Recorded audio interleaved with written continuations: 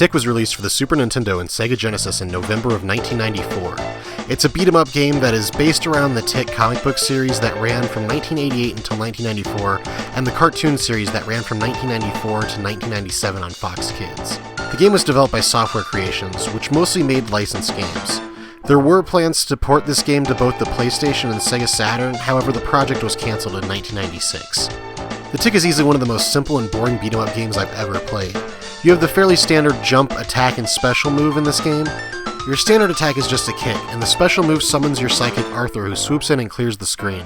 Unfortunately, you only get to use the special attack a few times before it completely runs out. Occasionally you'll pick up a power-up which will summon one of the other superheroes who will fight back-to-back with you. This is actually really helpful, as the helper superhero won't knock enemies over, and instead will just kill them after only a few hits. There are two different types of levels in the game. The majority of the game is a beat-em-up where you can move up and down in an isometric view. The other are 2D levels, which usually have some simple platforming. The isometric levels don't feel bad, however the 2D levels handle horribly.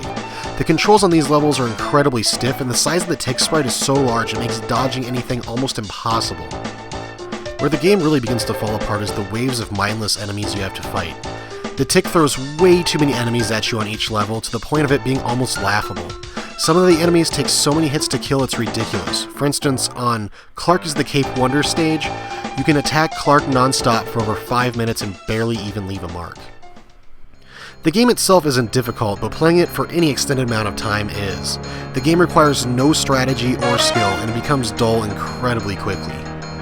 Graphically, the game looks fairly decent. The Tick's character model looks good, and the enemies are pretty good looking as well. However, it would be nice if the first half of the game you weren't just fighting generic ninjas. The environments, unfortunately, are far too often just dark, generic street scenes and are fairly uninteresting. The soundtrack is actually quite good for this game, even if the game only has a few tracks. They're perfect for setting the mood and really enhance the game. According to PriceCharting.com, the game is currently worth $11.60, which is about double what it cost a year ago.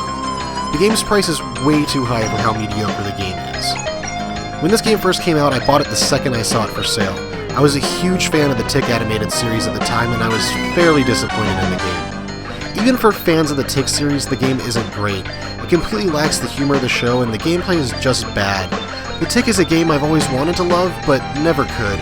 Overall, the game is largely forgettable, and unless you're a collector, it's pretty safe to pass this one over.